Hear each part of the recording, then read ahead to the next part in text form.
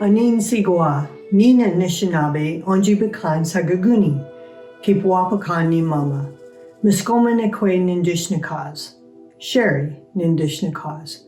When I formally introduce myself, I often speak in my language as I'm trying to learn it. In my introduction, I basically shared, I am a Anishinaabe from Yellow Quill First Nation. My mother was from Kiniston, and my traditional name is Muskoma Nekwe, and my English name is Shari. For me, it's important to say who I am and where I'm from. I'm proud of my heritage, my family, and when I introduce myself and speak my language, it connects me to my family, my community, and to the land that I come from.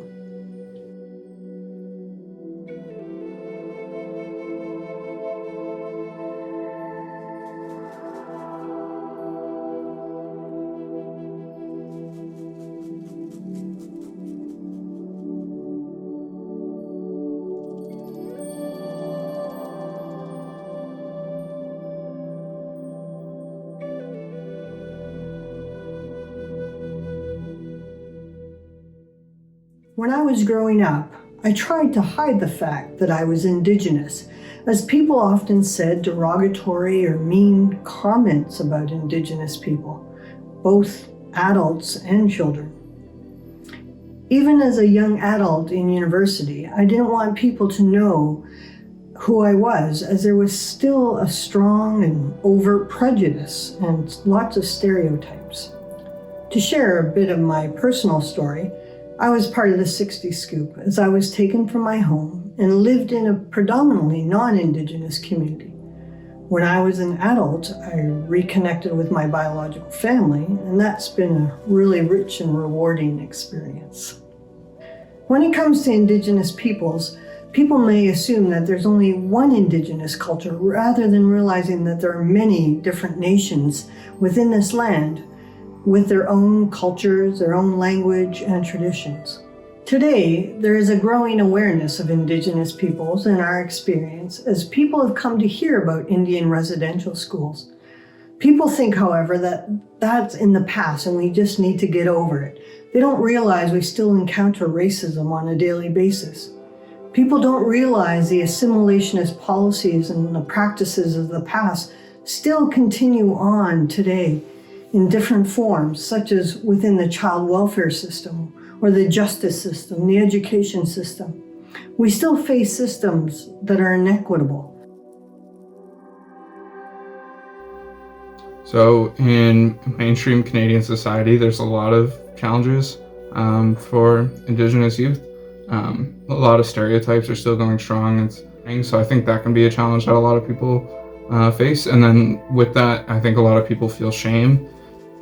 So it's a bit difficult to pinpoint specific ways that my heritage has shaped me, because it's kind of impacted all sorts of facets of my life, just like the conversations that I have with people, my style, all sorts of different things. Just the way that I look at the world has changed a little bit. And it's interesting because it wasn't something that was introduced to me right away. So it's something that's kind of grown with me in the later part of my life, just because of my mom's experience with the 60 Scoop and that culture kind of been taken away from her. So it's kind of been going on a journey with her to rediscover our culture.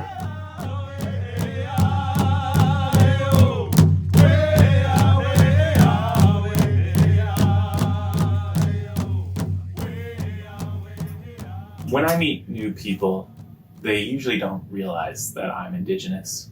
They just want to know about my family, so I'll tell them that my mom's Indigenous and my dad's from Newfoundland. Growing up, I didn't really know what it meant to be First Nations. We would take a unit in elementary school in like our history class about First Nations people. And that was probably the extent to which I knew about my culture, because my mom didn't really know. It wasn't until I was a teenager that started becoming a part of my family's life. One of the struggles that I think I've gone through and most Indigenous youth and people go through is just trying to find a sense of identity as an Indigenous person, because historically and to this day, like, our culture has been ripped away from us. So just trying to learn and reclaim that, I think, is a really important thing to do. National Indigenous Month is important for us to engage with, not only to learn about Indigenous peoples and our story, but to see how the relationship between Canada and the Indigenous peoples on whose land this nation was founded can be improved. To see areas where we need to engage with so that our society as a whole becomes healthy and just for all who live here.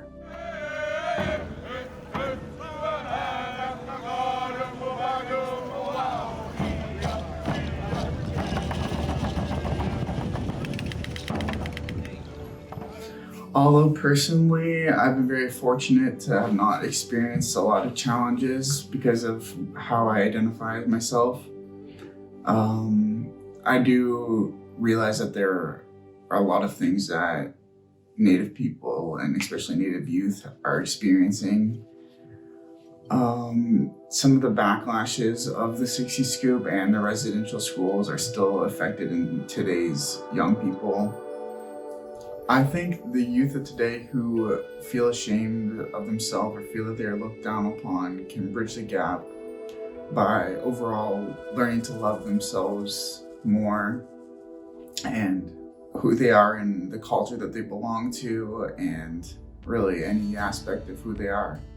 It's important to become aware of the misinformation that has been taught throughout the years. It's important to learn not only about Indigenous cultures and traditions, but to learn from Indigenous peoples. Like, we have a bright future as a people. I think we're, hard workers, we're strong. We've been through a lot in our history, we've been through a lot in the past 20 years, and I think we have a really bright future. I think we're gonna do great things. As Indigenous peoples, we often walk in our moccasins. And when we do so, it reminds us to walk gently on Mother Earth, but also in our relationships with one another. May we learn to walk gently together.